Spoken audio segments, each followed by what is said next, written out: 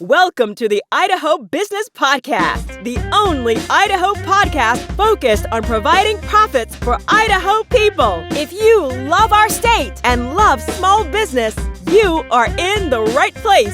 We interview local legends, learn business, and have way too much fun doing it. You're listening to the Idaho Business Podcast with your friend, host, and all-around great guy and owner of New Clean Commercial Cleaning, Spencer Ward.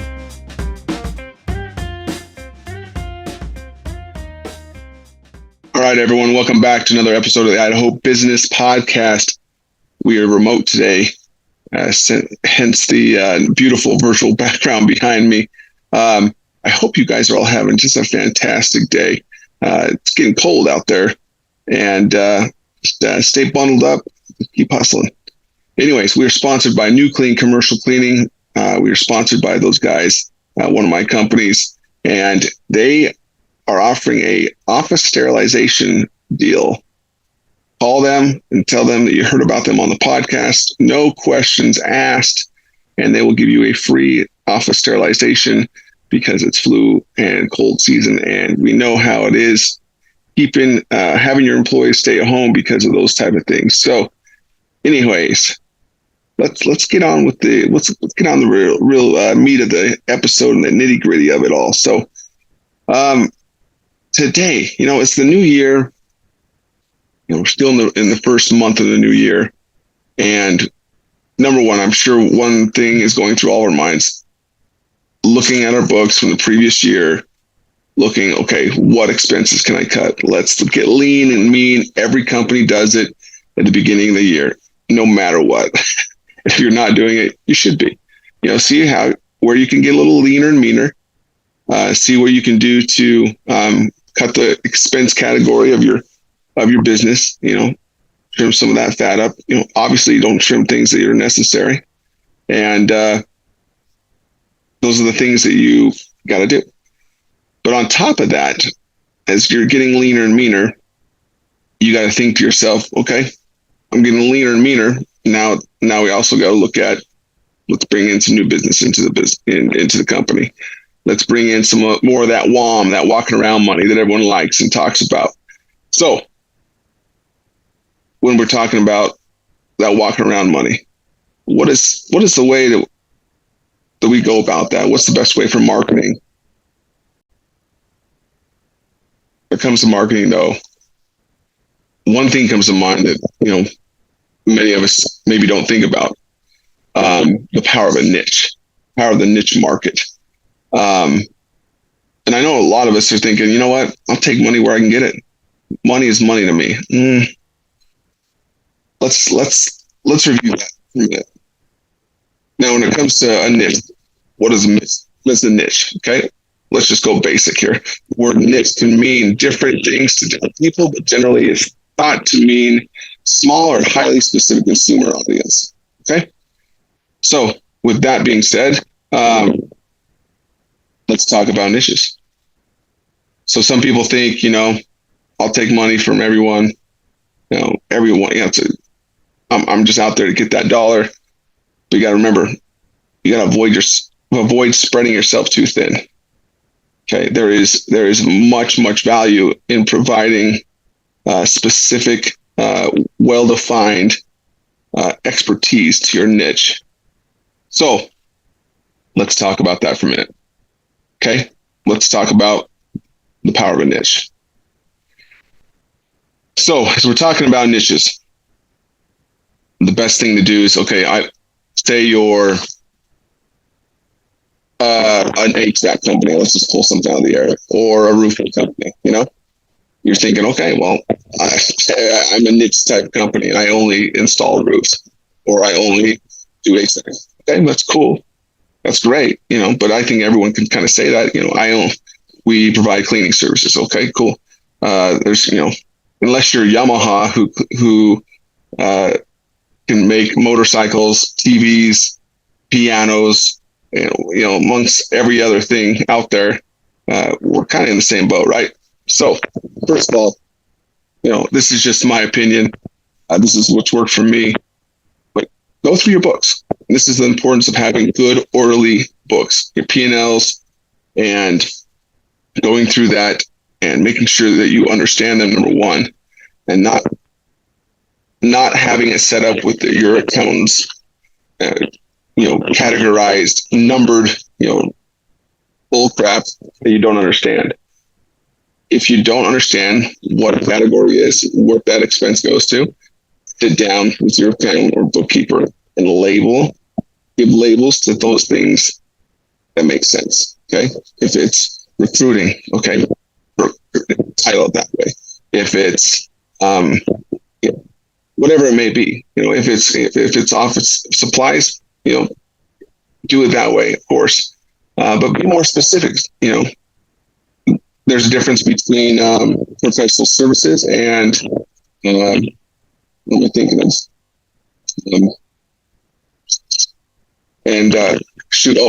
Personal development. So personal development would be, hey, you hired a consultant. Okay, that's personal development. Professional services would be, hey, I needed to hire an attorney and those type of things. Okay, separate those out. So why do I get into P&L talk when we're talking about marketing? You'll see why. So first of all, have good orderly books. If you don't have that, and you've been listening to this podcast for a few years, it's time to get your books in order. Okay, if you really want to run a good company, and I'm preaching myself, guys. Sometimes, last year my books got a little out of order, and I had to tighten them back up, and I'm back in business again. Literally back in business, but things are humming along a lot better. Anywho, so what I mean by that is going through your books, going through what jobs you did last year, reviewing those jobs, having your cost of goods sold on those jobs match up to the income of that job. So, hey, on that job that I provided, if I'm a HVAC company, those residential jobs that I did from those homes that were valued anywhere from $300,000 to $500,000, I was able to get in with my team and get that thing done, sewn up.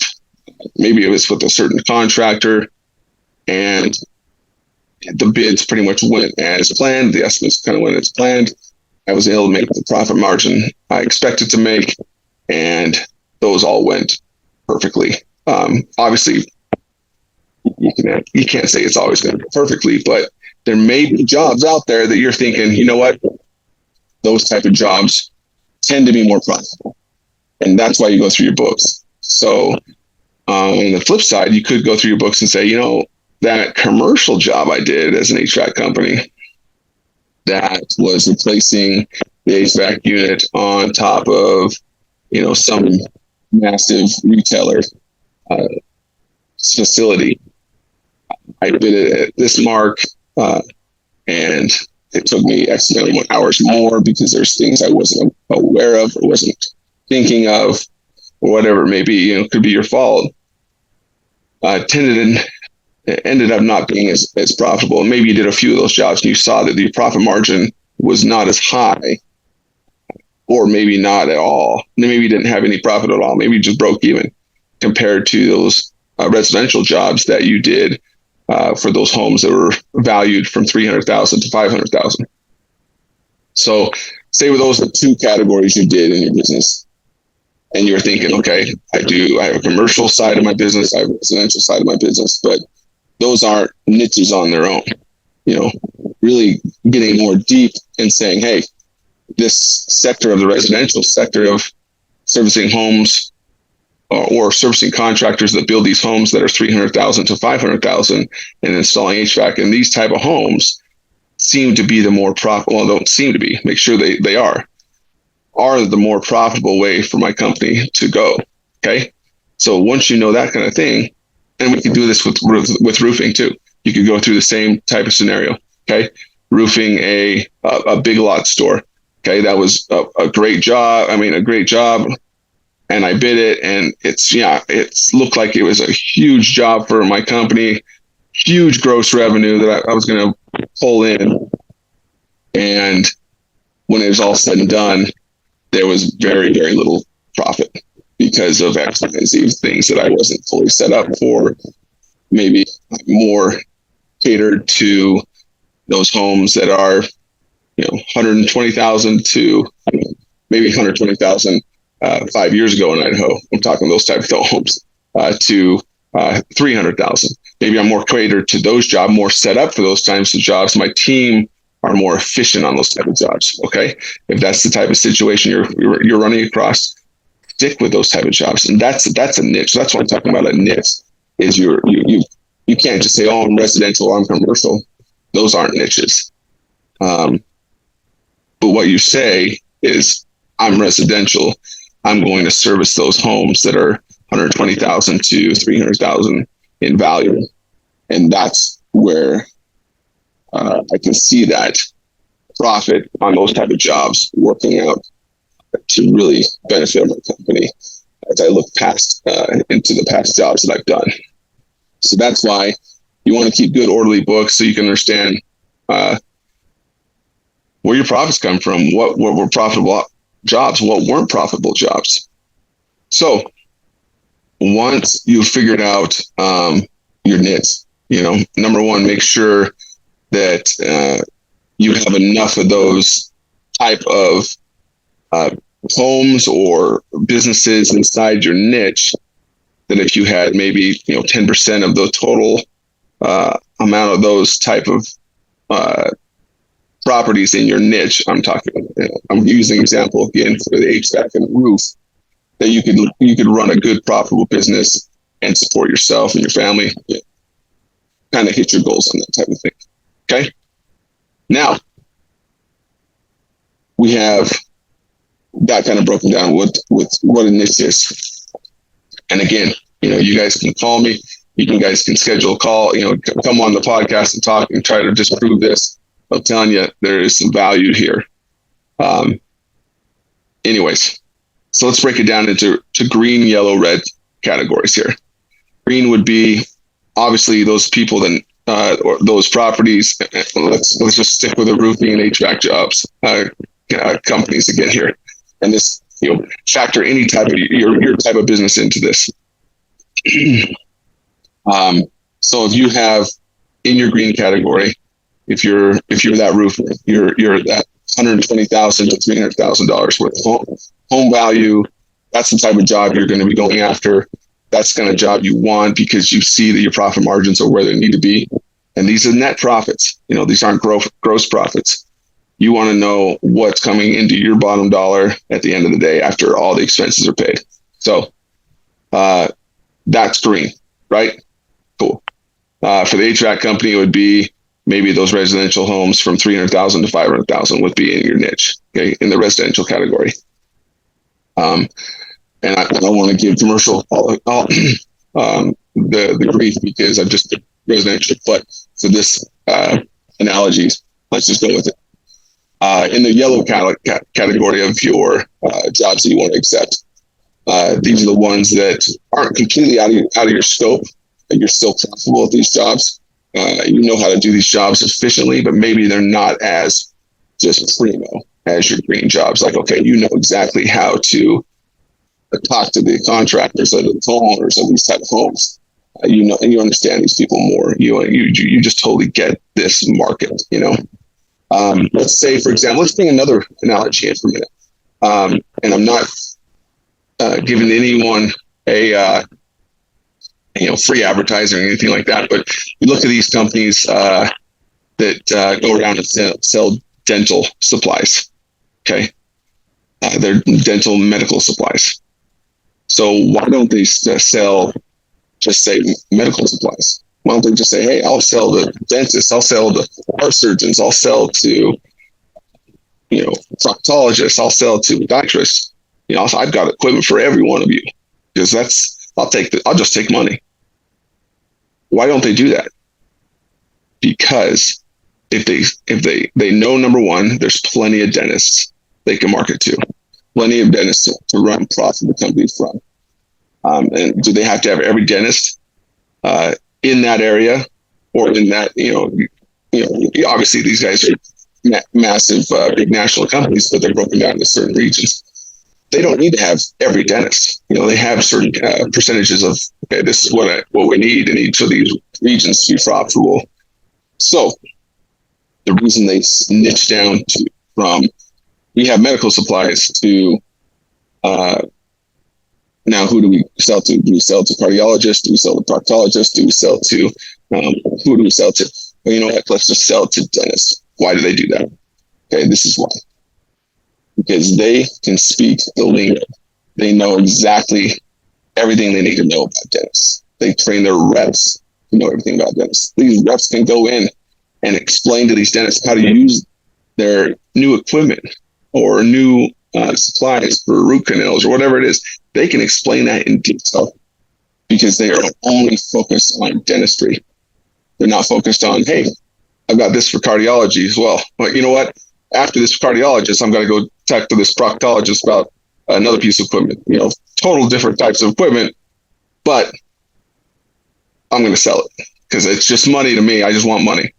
So you see the power of the niche where these reps, these agents can speak the lingo of the dentists. They understand their acronyms they use in that world. They understand everything that go on inside the dental world, where if they were selling to just everyone, it's going to be a little harder. Cardiologists definitely, I'm sure, have different lingo and different acronyms they use compared to proctologists. I don't know why I'm on hearts and butts here, but let's just go with it. Let's just continue to roll. It's going to be that type of episode today. But so let's get back to the green, yellow, red, understanding the power of the niche even more now. So maybe for the, bringing this dental place into a green, yellow, red. So maybe green is dental, of course. Maybe I don't know their industry, but maybe orthodontists are yellow for them. Okay, they understand orthodontists enough. They can speak the lingo a decent amount, and they know they can make money with them. Cool, that'll still be yellow. So we'll market to dentists, but if orthodontists call, we'll still take them. And then red would be, hey, if a proctologist calls or a cardiologist calls, we don't service you guys. We don't have the equipment to service you guys. We're not set up to service you type of guys. You would be better off going to XYZ type of company because they specialize in what you do. And that's what we're talking about now when setting up your green, yellow, red categories for jobs that you're going to take into the future. So no matter what industry you're in, you can kind of do this in a certain realm. I'm sure there's definitely things, when you're in the medical field, I'm sure there's, certain type of, you can't really pick and choose the patients that come your way and stuff. But that's another topic for another time. I'd love to talk to a medical provider about that type of thing, about the niches, So anyways, so now we have those set up, right? Green, yellow, red. Red, people call in, and you just don't provide that service. My company, we don't really provide the post-construction cleaning. It's just something we don't do. We've learned that that's something that is definitely, you can definitely make a lot of money on those type of things, but you also can lose a lot of money on those type of things. So we just decided, hey, you know what? We're more profitable, more set up to do janitorials, cleanings. We can do carpet cleaning. We can do tile stripping, waxing floors, that kind of stuff. But we will not do the X, Y, and Z type of cleanings. So that would be our reds. So when you're catering now, you're marketing towards the green, and you're speaking the language to the to those homeowners that are 120,000 to 300,000. Are you going to be talking about, if you're a roofer and you're marketing towards those homeowners that are 120,000 to 300,000 a year? Are you going to say, don't you hate it when your roof, starts leaking and your brand new Ferrari gets leaked on? Because obviously you're marketing towards people that are in homes from 120,000 to 300. Okay. The likelihood of them having a Ferrari in that garage of that home is very unlikely. So speak their language, understand them enough, know what their pains are and their problems, and offer solution. So, when you're marketing, you're bringing up a problem that they have, a common problem they have. Then you can kind of poke at that problem a little bit and cause some pain, and then you can say, hey, here's a solution to that. For a roofer would be, let's just go crazy.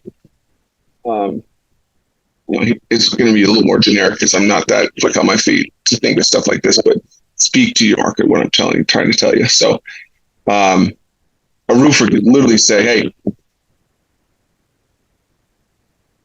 can you, I told you I'm not very quick on this type of thing. You give me some minutes. Obviously, I can't think of a roofer, but I can think of a good solution. So for a problem would be, homeowners, they hate their leaky roofs. The problem, the pains that come from a leaky roof are, hey, it's leaking on my sofa, or it's causing mold in my attic. Which could turn into a lot bigger problem, a lot bigger insurance problem, a lot bigger, health problem for the family. And maybe the solution is for you to say, hey, you know what? Click here to schedule your free, or maybe it's not even you're scheduling yet. Maybe it's just a free. Click here to get your free 5 ways to know if your roof is failing you. And they click, and they get a quick little thing sent to them, and you now have their email address, their name and information, and then you email them your copy of your 5 ways to know if your roof is failing. And at that point, then you can understand, okay, you do some follow-up marketing, don't get annoying, maybe a weekly email. I think that's been proven to be the most efficient and effective, is by sending a weekly email after that, and then by doing different offers. So what happens if you're marketing towards a green and a yellow comes along? I would still take it, right? Of course, but you're still marketing towards the niche that you've picked. Now, when you're marketing, let's go back to that again.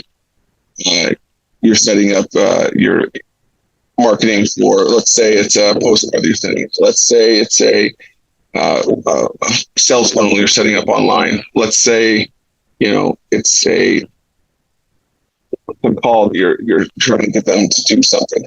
Okay, you have one call to action. You want them to do one thing when you're sending this up. One thing from that postcard, one thing from that website, when you're trying to get one thing from that phone call, and then you give them that one call to action, not 5.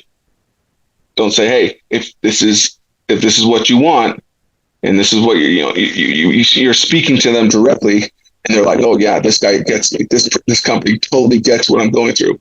And then it says, hey, if you want more information, you can email me, tweet me, pigeon carry, message parrot, pigeon carry. Wow, if I could speak today, pigeon carry me, or you could email me, you could fax me, don't give them all those options. Just say one thing: call me, click this link, scan this QR code, whatever, and try to make it as trackable as you can, so when they're scanning a code or clicking a link, so what's converting and what you're sending out. So those things are very good. I'll give you an example. Last year, I sent out a postcard to charter schools. We service quite a few charter schools for one of our companies, Nuclear. And we spoke directly to the charter schools because we understand them. We understand what they go through. And we sent them out to 8 different charter schools in our different region, in the areas we service. And out of those 8, we had 2 sign up. I don't know about you, but that's a pretty decent percentage of compared to the money I spent to the signups that we got. So I'm telling you, if you speak directly to the niche and you get them to understand, and you speak to them correctly, and you you pinpoint some of their pain and you offer the solution, you're going to be gold. You're going to start converting more. You're going to get more profitable, and you're going to see a better 2023 for your company. So if you want to turn up the juice in 2023, I'm telling you, look to niche in your company. See what you can do more. Get more specific on what you're offering and who you're offering it to. Hope those things are helpful for you guys today. I learned a lot, as always. And as always, guys, go out there and provide value, be happy, and just be grateful. Until next time, adios, amigos, and we'll chow you later. Congratulations on spending a couple of minutes getting a little bit smarter, having some fun, and supporting the Idaho business community. If you're feeling the love, make sure to subscribe, rate, and review on iTunes, Stitcher, or wherever you are.